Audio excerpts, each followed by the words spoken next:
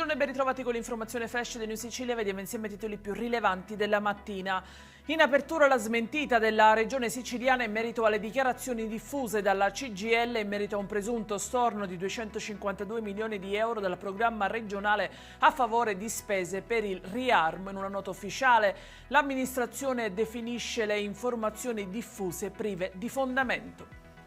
Si accelera sul ponte sullo stretto di Messina. Dopo mesi di verifiche e procedure, il progetto entra nella fase decisiva. L'obiettivo è aprire i primi cantieri entro la fine dell'anno, lo ha confermato Pietro Ciucci, amministratore delegato della società Stretto di Messina.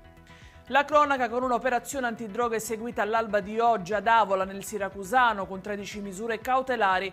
Le accuse vanno dagli stupefacenti all'estorsione alla detenzione illecita di armi da sparo, sgominata anche una piazza di spaccio attiva H24.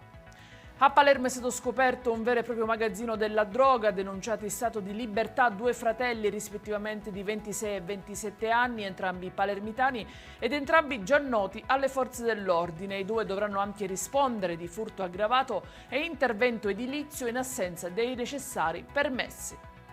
In chiusura la storia di un medico di Linosa che ha salvato la vita ad un 42enne colto da infarto al miocardio inferiore, eseguito un elettrocardiogramma in telemedicina collegandosi sia con i cardiologi del Lab Ospedaliero Ingressia di Palermo che con il cardiologo di turno dell'ASP a Lampedusa.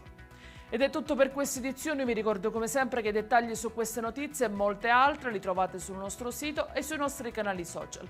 Grazie per averci seguito e a stasera.